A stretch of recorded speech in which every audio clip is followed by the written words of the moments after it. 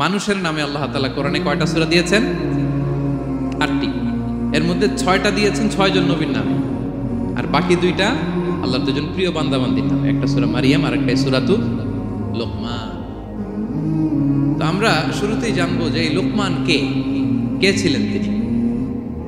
লোকমান আলাইহিস সালাম আল্লাহর প্রিয় ভাজন একজন ব্যক্তি ছিলেন, খুব বিজ্ঞ একজন মানুষ ছিলেন, খুব জ্ঞানী প্রাজ্ঞ একজন ব্যক্তিত্ব ছিলেন। দেখতে উনি কালো ছিলেন, কুৎসিত। চামড়াটা কি ছিল? কালো, ব্ল্যাক। তার মানে ব্ল্যাক হইলেই কাউকে ছোট করা যাবে না। কাজী নজরুল বড় সুন্দর লিখেছেন, কালো আর ধলো বাহিরে কেবল, ভিতরে সবাই সমান রাঙ্গা। কেটে দিলে রক্তের রং, যে কালো রঙের তার রক্ত, যে ধবধবে সাদা তার রক্ত লাল। তাহলে ব্ল্যাক হইলেই কাউকে ছোট করা চলবে না। সাইয়েদনা লোকমান আল হাকিম কুৎসিত বর্ণের একজন মানুষ ছিলেন, খাটো একজন মানুষ ছিলেন। কোথায় থাকতেন? মিশর, সুদান, ইথিওপিয়া, যেটা আগের নাম ছিল হাবাসা, এই রিজিয়নে। কেউ কেউ বলেছেন মিশরের কোন একটা এলাকায়, কেউ সুদান, কেউ ইথিওপিয়া। রিজিয়নটা কাছাকাছি। কি করতেন? কোন কোন মুফাসসির বলেন তিনি দর্জি ছিলেন, দর্জি।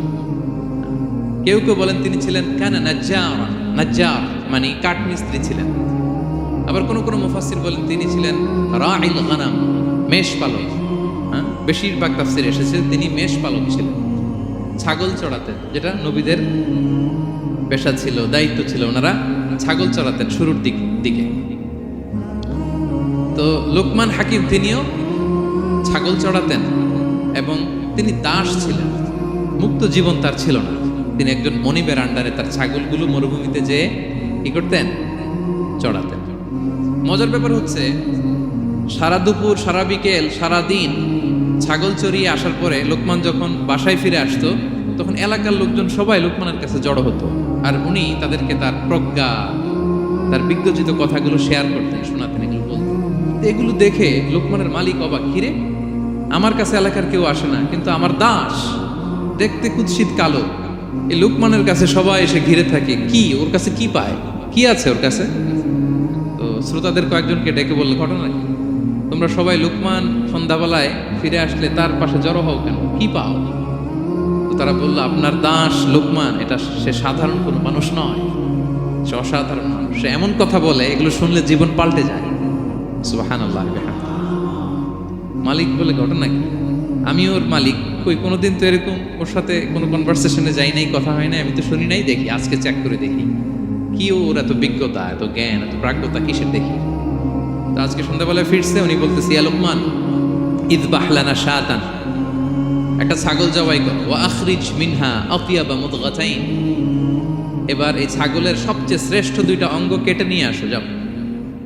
ফা আখরাজাল লিসানা ওয়াল কলব, লোকমান যে ছাগল জবাই করে ছাগলের জিহ্বাটা আর কলব, হার্ট, এই 2টা কেটে নিয়ে আসছে, বলছে এই 2টা শ্রেষ্ঠ। বুঝা? আচ্ছা ঠিক আছে।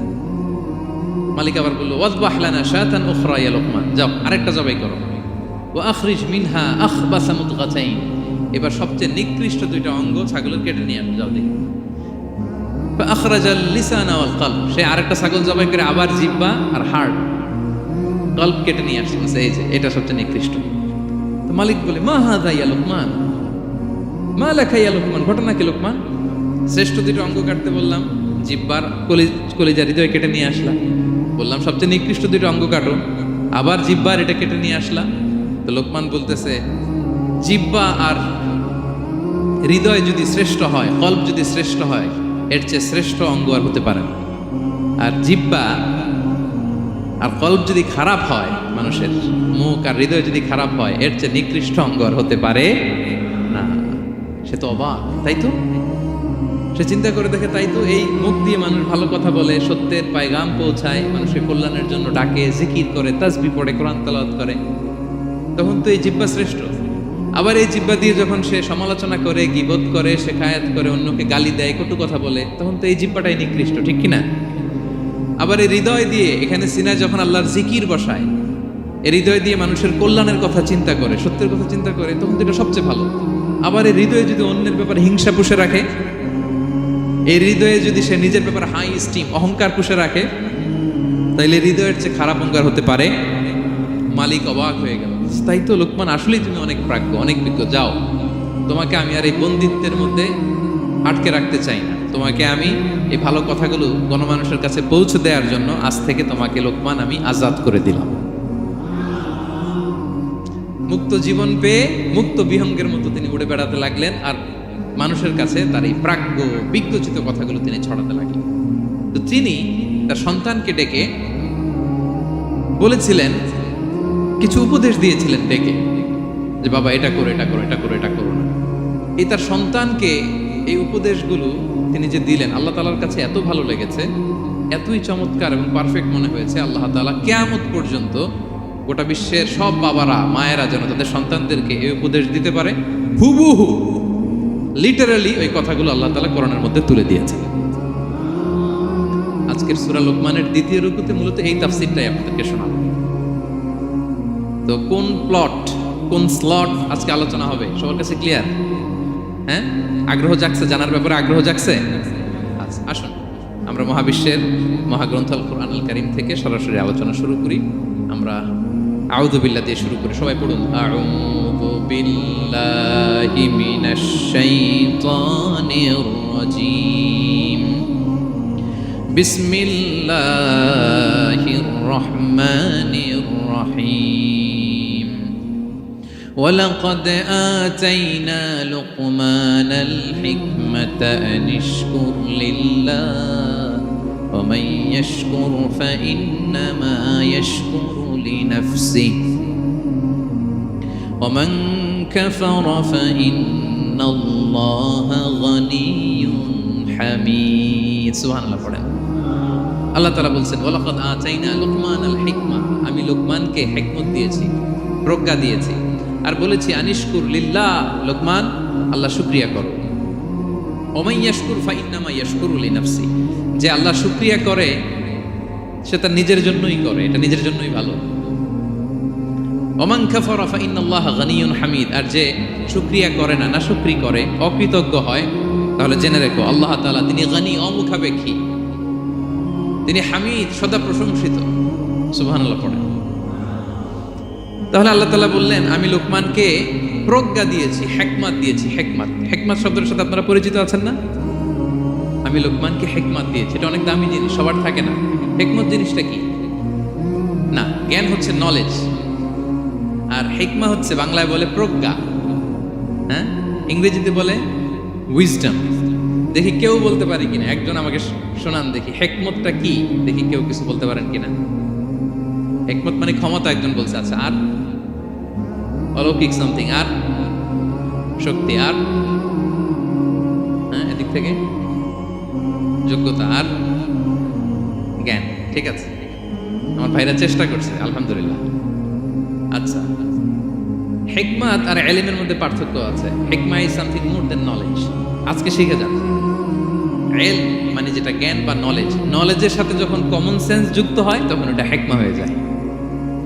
সুবহানাল্লাহ কইতে বললেন না?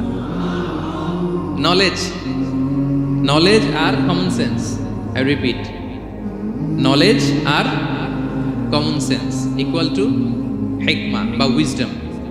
শুধু জ্ঞান থাকলেই হয় না, জ্ঞানটা কিভাবে আপনি অ্যাপ্রোচ করবেন, প্রচার করবেন, প্রেজেন্টেশন করবেন, উপস্থাপন করবেন, এটা জানার দরকার আছে না নাই? অনেকের অনেক জ্ঞান আছে, কিন্তু কিভাবে বলতে হয়, কতটুকু বলতে হয়, এটা জানে না, তাই না? তাহলে জ্ঞানকে কাজে লাগানোর যে মেকানিজম, যে কর্মকৌশল, এটার নাম হিকমা। আল্লাহ বলেছেন হিকমতের সাথে দাওয়াত দাও, উদউ ইলা সাবিলি রাব্বিকা বিল হিকমা, হিকমতের সাথে দাওয়াত দাও। নামাজ পড়া ফরজ, সবাই জানি না আমরা, এটারে বলে ইলম। কিন্তু নামাজটা কিভাবে পড়তে হয়, রুকু কেমনে দিতে হয়, সেজদা কেমনে করতে হয়, সালাম ফিরায় কিভাবে এটা এক্সিট করতে হয়, এই পুরো মেকানিজমটা জানার নাম হিকমা। তাহলে knowledge plus common sense equal to হিকমা। জ্ঞান আর কমন সেন্স একসাথে যদি হয়, এটা উইজডম বা প্রজ্ঞা হিসেবে রিফ্লেক্ট করে। বুঝতে পারছেন? আল্লাহ বললেন, আমি লোকমানকে প্রজ্ঞা দিয়েছি। হ্যাঁ, ওমাই ইউতাল হিকমাতা ফাকাদ উতিয়া খায়রান কাসীরা, আর যাকে আমি প্রজ্ঞা দিয়েছি তাকে আমি অনেক কিছু দিয়েছি। সুবহানাল্লাহ পড়েন। আল্লাহ তাআলা যেন আমাদেরকে প্রজ্ঞা দিয়ে ধন্য করে, আমরাও যেন হিকমতের অধিকারী হতে পারি। আল্লাহ তুমি তৌফিক দান করো। তো সেজন্য আল্লাহ বললেন ওয়ালাকাদ আতাইনা লুকমানাল হিকমাতা আনিশকুর লিল্লাহ ওয়া মান ইয়াশকুর ফাইন্নামা ইয়াশকুরু লিনাফসি। আমি লোকমানকে হিকমা দিয়েছি, মানে প্রজ্ঞা দিয়েছি, আর বলেছি আমি আল্লাহর শুকরিয়া করো। যে শুকরিয়া করে সে তার নিজের জন্যই করে, যে কুফরি করে অকৃতজ্ঞ হয় জেনে রেখো আমি আল্লাহ গানিয়ুন হামিদ। আমি গানি, অমুখাপেক্ষী, হামিদ, সব প্রশংসিত। আল্লাহ লোকমানকে বললেন আনিশকুর লিল্লাহ, আল্লাহর জন্য শুকরিয়া করো।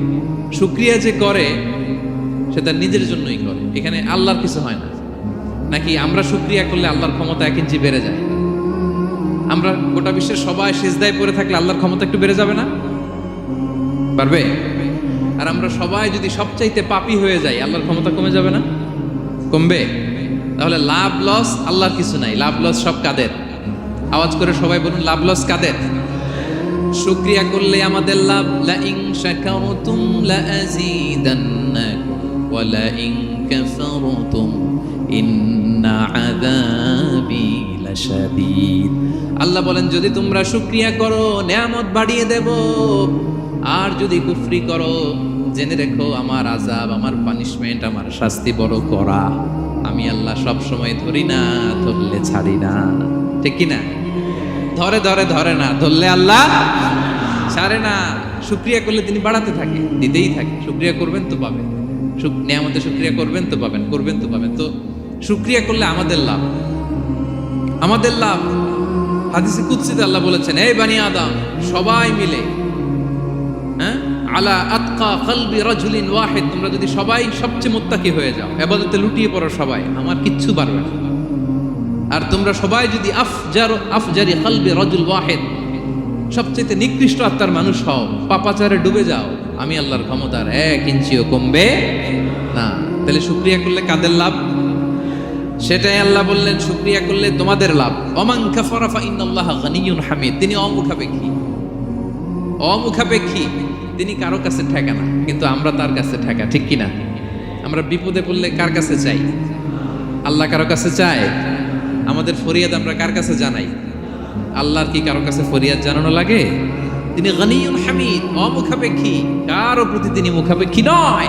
গোটা বিশ্ব তার কাছে প্রার্থনা করে, গোটা বিশ্ব মুখ থুবড়ে তার কাছে পড়ে থাকে, গোটা বিশ্ব লুটিয়ে পড়ে সিজদায় পড়ে তার কাছে রোনাজরি করে, কিন্তু তিনি কারো কাছে কিছু চেতে হয় না। তিনি